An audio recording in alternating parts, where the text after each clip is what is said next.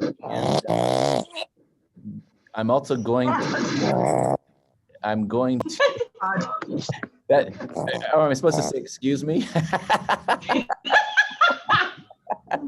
I'm going to mute everybody. That sounds like a good idea today. There we go. So unmute if you need to do anything. So, okay, so welcome. This is forms. I'm going to share my screen real quick here and bring up what we're going to cover. I'm going to bring this up to the side there. Okay, so what we're going to do is drafting language, and it's actually form 34. That's funny. So I called it form 24. It's form 34, and that's the one that can get us all in trouble because it's got the the blank form, and we get to start drafting language. And so at Washington Realtors Legal Summit that happened earlier this year, it was done virtually this year. So I spent I guess 7 hours total in 2 days. And so the class that I thought was really great was by attorney Andy Matthews. And he the name of his course was, Is There a Draft in Here? But he talked about drafting language. So right out of the gate, let's talk about brokers and lawyers. So I know we're not lawyers, but he was addressing both brokers and lawyers, and we have a responsibility, and that is to document the transaction in the legal sense, right? And so even though we can't engage in the unauthorized practice of law, we can, there's law that we can practice, and that's, including the selection and completion of legal instruments, that would be the forms, by which legal rights and obligations are established. Okay, so that is considered the practice of law. So when we do that, put a real estate transaction together and we document the transaction, it's a form of practicing law. And so they referenced a Colton versus Heritage House case, and it comes from the Supreme Court. Now, instead of going into all of the ins and outs of the actual case, I'm just going to cut to the chase of what was determined. And this was really an analysis about the practice of law and the practical advantages of allowing lawyers to monopolize the practice of law. So attorneys would love it if they got the opportunity and they were to do real estate transactions, and if they were the only ones that could do forms, right? And so they were analyzing if that's the way it should be. And they determined that for real estate, that the benefits of enabling brokers, real estate agents, to, and get this, at no additional charge to the client, to complete a form that was prepared by a lawyer would outweigh the disadvantages of not letting them do it. So basically they said, you know what, for the purpose of doing a real estate transaction, real estate agents should be able to do this, not just attorneys. And so that was an important outcome of that case. Now, here is the authorized practice of law. And so there's a lot of words here, but it's important. There's a lot packed in here. So the court says our decision provides that a real estate broker is permitted to complete simple and printed standardized real estate forms, which forms must be approved by a lawyer, it being understood that these forms shall not be used for other than simple real estate transactions, which arise in the usual course of the broker's business, and that such forms will be used only in connection with the real estate transactions actually handled by such broker as broker, and without charge. That's in there again, without charge for the simple service of completing the forms. Okay, so there's a couple things that are highlighted here. Simple printed standardized forms approved by a lawyer. So Northwest MLS forms, we've been using state forms for a while. Those have all been approved by attorneys, obviously, and they're standardized, and we can fill in blanks. Now, when it says simple, If you take time to learn the forms, they are simple and standardized. They're simple to use. Now, we all know that people who, when they're getting started or that never take time to learn the forms, they take what should be simple and make it complicated. But the idea is you fill in blanks and they're simple, as opposed to being complicated, meaning having to draft the language each and every time, right? Now, usual course of business. One of the things that I love is sometimes, someone in the office will come to me and they'll start describing a very complicated real estate transaction. And so one of the things, and they say, well, what should I do? And one of the tests is, do we have a form for that?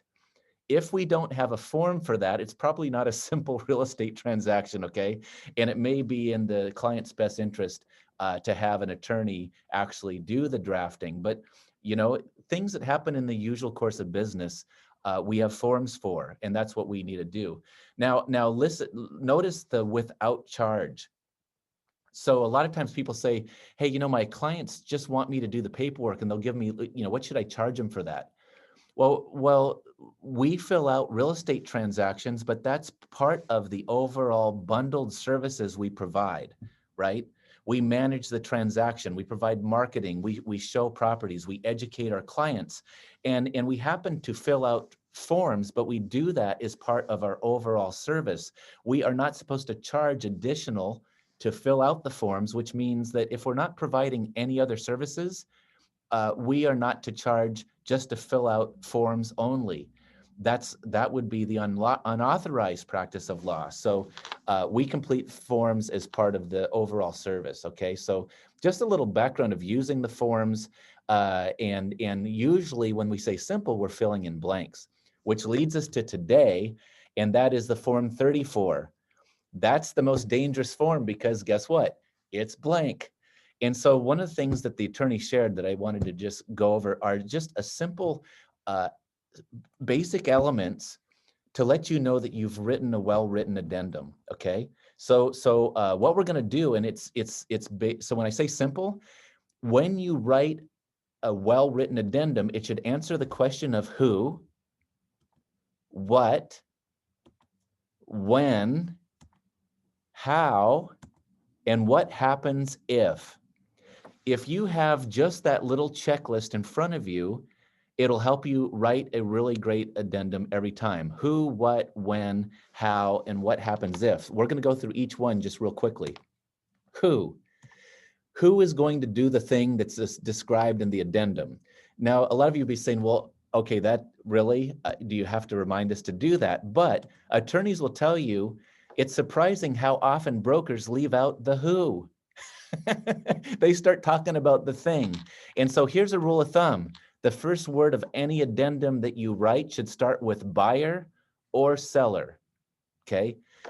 Seller will blankety blank blank, or buyer will, because right out of the gate, you start with who is doing the thing. So that's the first just basic is, have you clearly identified who's going to do the thing that needs to be done in the addendum? The second one is what? What are the parties agreeing will be done? And by the way, be specific. I was telling Mindy, I saw one where, when I got into real estate, those of you that have been in this for a number of years, it used to be the seller would always do the pest and dry rot inspection. So the buyer said, seller will do pest and dry rot inspection. It didn't say seller will do pest and dry rot inspection and fix any problems that are identified in that report. They just said seller will do it. So the seller agreed. The seller did it. At the end, the buyer was like, okay, great. You did the inspection and all this stuff is wrong. You didn't fix it. And the seller said, you didn't ask me to fix it, right? So be specific. Again, what are the parties agreeing will be done? Are they going to do the inspection and the repairs, right? Or are they just doing the inspection? It's really, really important. And you'd be surprised how often people don't clearly identify what's being agreed, okay, to be done. And use simple sentences. The fact that we're drafting language doesn't mean we have to try to become an attorney and start using legalese. In as much so, therefore, whatever. It's like people start using language they never use. Use simple sentences. I had an attorney tell me one time, pretend that it's got to be a sentence that a fifth grader would understand. The simpler, the better, right? Be specific. So what? So the next one is when. When is it going to happen? If it is triggered by some other event whose exact timing we don't know, then be sure to spell that out explicitly. When is it going to happen? So an example of that would be closing agent shall release $10,000 of the earnest money upon buyer's waiver of the inspection contingency, right? So it's triggered by another event, right? And since we don't have an exact date, right, then we need to spell it out explicitly. What needs to happen? Well, the buyer needs to waive the inspection contingency, right? So that's an example that the attorney used, okay? So when is it going to happen? The next one, oh, and by the way, or sooner, they covered this again and hammered it in. And so I know when you're doing a certain addendum, sometimes you might be modification of closing date. And I know the title company will say you should use the or sooner language. And they reminded us, they'll say closing will be, October 30 or sooner, or this will be done at such and such a time or sooner. Whenever you add or sooner, it does not mean anything. And by the way, parties think it does. And I know the title company likes it because they don't want to have to do a whole change, an extra piece of, paperwork with the exact date at closing. But here's the deal, it doesn't mean anything. And what's even worse, it fails the standard of care mandate.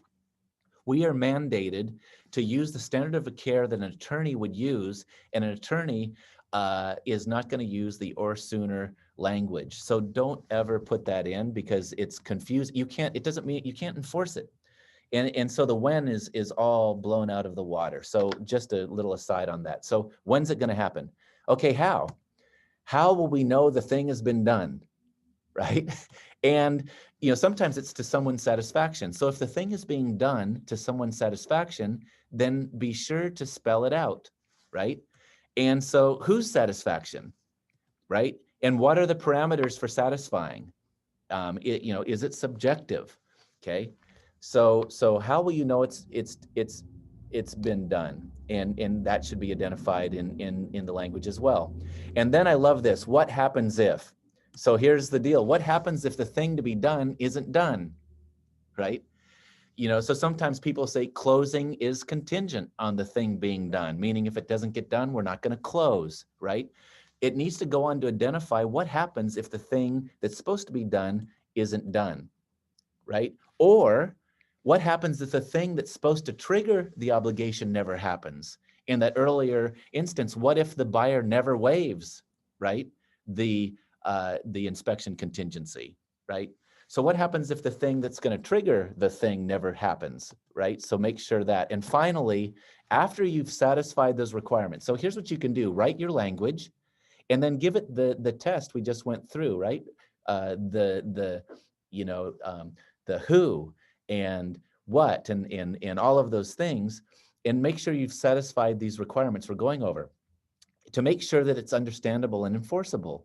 So many times we write things and it turns out it's not clear, it's not understandable, and if it's not understandable, it's probably not enforceable. So it's important to write great language. If you don't know whether it's enforceable, ask someone.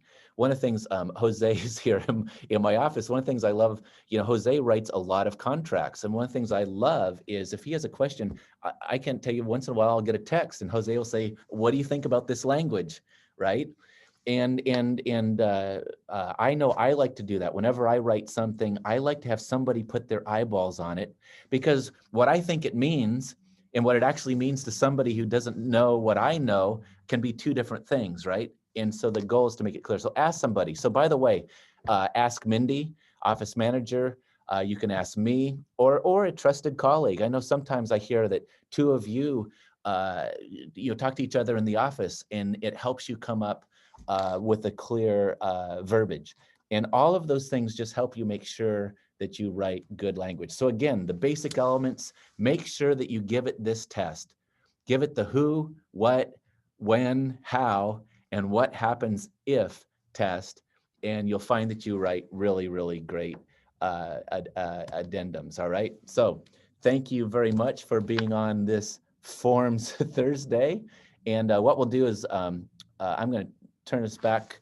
Does anybody have any questions on this information, writing addendums on Form 34? Comments, questions? Oh, and you're muted too. I know we left everybody spellbound. It was such a brilliant coverage of such a brilliant presentation. All right. Well, everybody's still muted, so if you are talking, we can't hear you. Oh, Rosalie says, well, Rosalie says, we know to call or text you. Yes, you do. And Mindy is a seasoned pro as well. Your team here is here to help you. So take care when you're writing blank addendums. Thanks for tuning in. Hope those little checklists are helpful. Matter of fact, maybe Mindy and I will make a little checklist and put in Dropbox just to remember. I know they're basic, but just remember those 4 or 5 criteria if you want to print it out and have it to look at. So thanks for tuning in, and I'm going to turn off the recording.